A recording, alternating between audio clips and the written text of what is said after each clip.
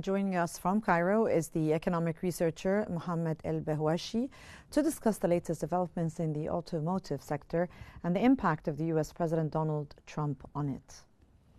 Welcome, sir. And let me first ask you, Fitch Ratings has downgraded its outlook for the global automotive sector to deteriorating from neutral. What are the key indicators, do you think, that led to this revision, and how might it affect investment in the automotive industry?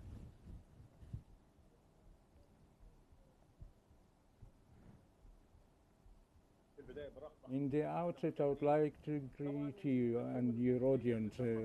Certainly, the tariffs imposed by President Trump lately, I think, was the main reason to downgrade the ratings of Fitch to deterioration that was related to the slow of the economy. In addition to the outlooks of the international financial institutions such as IMF that will outlook the downgrade of the growth, and particularly the automotive industry, as its part has based on the idea of globalization, as the automotive manufacturers are relying on several feedstock from different countries following the tariffs imposed throughout mostly the whole world countries that led the internal inflation, and the U.S. market witnessed the increase of the automotive prices along with the consumers run to buy the car. And I think this was the basis to the uncertainty that led to the Fitch institution to downgrade from neutral to deteriorated rating. Sir, how significant do you think is the exemption of the auto parts from tariffs in terms of economic impact on the U.S. auto industry?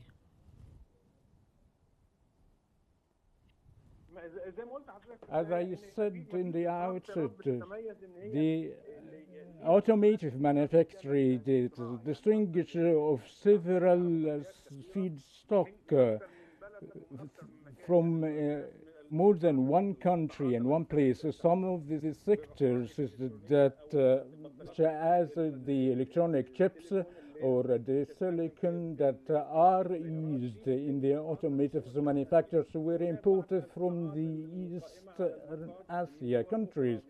Some other parts from the China, as we see that the manufacturing of the automotives are relied on several countries and are distinguished of some sort of profitability of those countries that participated in such industry. Imposing such tariffs naturally led to the increase of the price of the feedstock that affected the final product.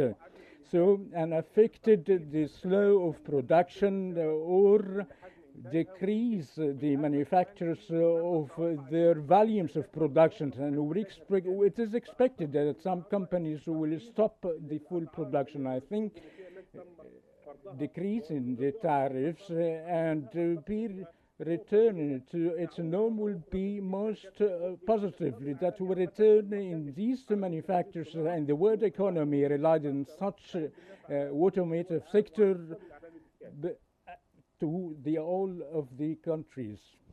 And how have the markets and manufacturers, do you think, sir, responded so far to this latest round of tariff changes?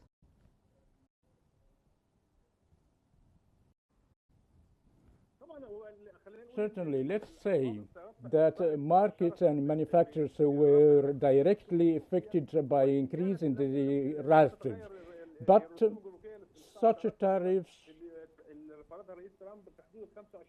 Only 20% that were changed, and it is expected to impose further 25% on the spare parts of the automotive, and this will pressure such a vital sector that serve and a great sector throughout the world along with individuals.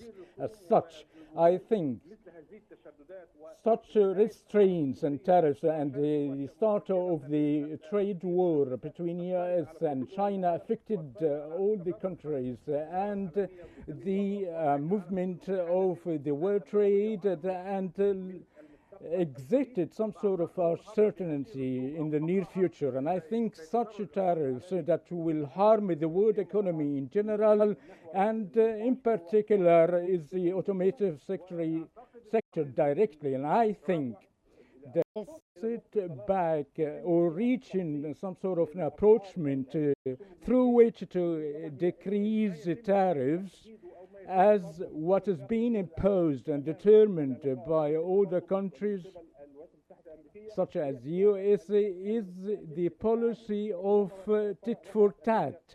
So the more America impose tariffs, so reciprocally tariffs will be imposed by the affected countries. So it is triggering a world trade war that will affect everybody. Sir, let me ask you my next question. With the UK Finance Minister Rachel Reeves set to meet the US Treasury Secretary Scott Bessent this week, the US is urging the UK to reduce its automotive import tariff from a 10% to a 2.5%. What do you think are the potential economic implications of this tariff reduction?